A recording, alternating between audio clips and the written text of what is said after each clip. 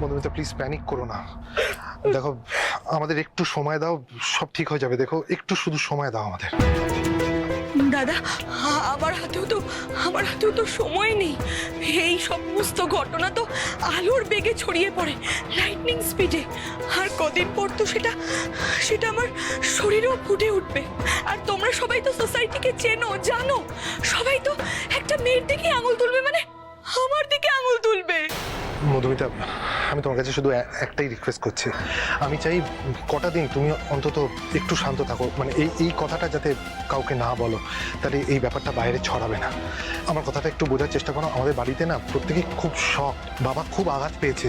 তাই আমি বলছি কটা দিন আমায় একটু সময় দাও। আমি তোমায় কথা দিচ্ছি, আমার ভাই যদি সত্যি অন্যায় করে থাকে ওর শাস্তি ও পাবেই, আমরা দেবো ওকে ওর শাস্তি। আমি তোমায় কথা দিচ্ছি। কি দাঁড়া তুই কথা দিচ্ছিস? মানে সত্যি অন্যায় করে থাকে মানে কি? ও তো অন্যায় করেছে, 100 বার করেছে অন্যায়। হ্যাঁ, তোর ভাইটা না একটা নিয়েছে কি জানিস তো? রেহানের কথা বাদ দে। একদিকে তো ওই একটা ক্লাসলেস বাস ড্রাইভার মেয়েকে বিয়ে করে বাড়িতে নিয়ে এসেছে, তাকে নিয়ে তো প্রথম দিন থেকে গন্ডগোল চলছে। হ্যাঁ, আর ওদিকে এই মধুমিতাকে দেখেও আবার লোভ সামলাতে পারেনি। বাবা কাছেরও খাবে, তলারও কুড়োবে। Why me? Why me? Rehan কেন আমার সাথে এমনটা করলো? আমি আর সহ্য করতে পারছি না। আমার মনে হচ্ছে আমি নিজেকে একেবারে শেষ করে দিই। ছোট কাকি, মিশকা যাও না, ওকে সামলাও না প্লিজ। না বাবা, কেঁদো না। আরে কাঁদছো কেন মধু?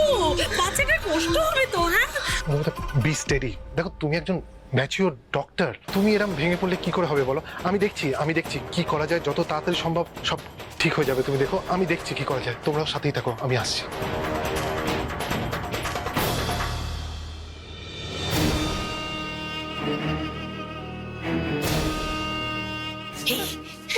এই মধুমিতা, এই সত্যি করে বলো তো, এই ব্যাপারটা কি সত্যি? হ্যাঁ, এই না তুমি ড্রামা করছো না? রেহানকে ফাঁসানোর জন্য ড্রামা করছো? হ্যাঁ, সত্যি বলো।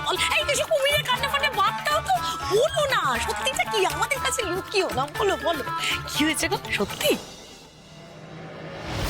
কাম অন মধুমিতা, লেটস এনজয়। কাকিমণি, মিশকা, তোমরা আমাকে বিশ্বাস করছো? আমি মিথ্যে বলছি না।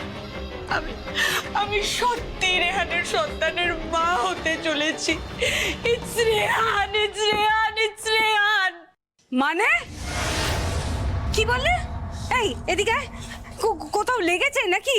হ্যাঁ, রূপাই কাকি কিন্তু একদম ঠিক কথা বলেছে।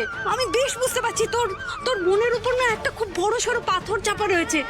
তুই আমাকে বল রূপাই, আমাকে বল। দেখ মুখটা অনেক হালকা লাগবে। হ্যাঁ বাবা, আমাকে বল। আচ্ছা আমাকে একটা কথা বল, তুই কোর্ট থেকে সোজা শ্বশুর বাড়িতে না গিয়ে এখানে চলে এলি, তাও একা? জামাইয়ের সাথে মন কষাকষি হয়েছে? রূপাই, তাই রূপাই, আমাকে বলছিস না কেন? আমাকে বল না, আমাকে বল। হ্যাঁ রে রূপাই, বলছি তুই লকআপে রাত কাটিয়েছিস বলে কি তোর শ্বশুর বাড়ির লোকেরা তোকে তাড়িয়ে দিল? আরে দূর বাবা ছোট, তুই এখনো না মানুষ চিনলি না। ওদের বাড়ির লোকেরা এরকমই নয়। আর তাছাড়া জামাই কত ভালো, আমার রূপাইকে একেবারে চোখে হারায়। হ্যাঁ রে রূপাই, জামাই এলো না কেন রে?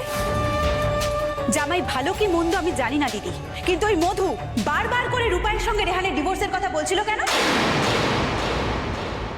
তারপর নাকি মধুর সঙ্গে রেহানের বিয়ে হবে। কি চলছে বলো তো, আমি তো বুঝতে পারছি না। রূপাই, ডিভোর্স হয়ে গেলে কি হবে তুই ভেবে দেখেছিস? আরে বাবা, তুই তো রেহানের বিয়ে করা বউ, তুই নিজের জায়গা ছাড়বি কেন? কোনো বউটাও কিচ্ছু নয় কাকি। এই বিয়েটা কি অবস্থাতে কিভাবে হয়েছিল সেটা সবাই জানো। এটা কোনো বিয়েই নয়। মধুমিতা বাগচির সঙ্গে রেহান মল্লিকের একটা সম্পর্ক আছে। এই যে মধুমিতা বাগচি মাথা ঘুরে পড়ে গেছে কারণ মধুমিতা বাগচি প্রেগনেন্ট।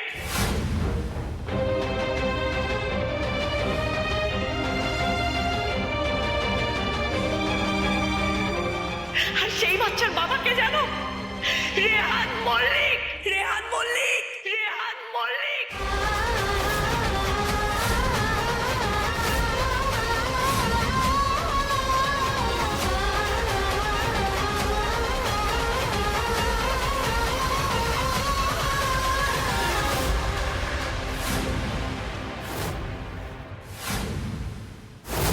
আমাদের নেক্সট কাজ হলো রেহানের সঙ্গে রূপাইয়ের ডিভোর্সটা করিয়ে দিয়ে মধুর সঙ্গে রেহানের বিয়েটা দিয়ে দিতে হবে।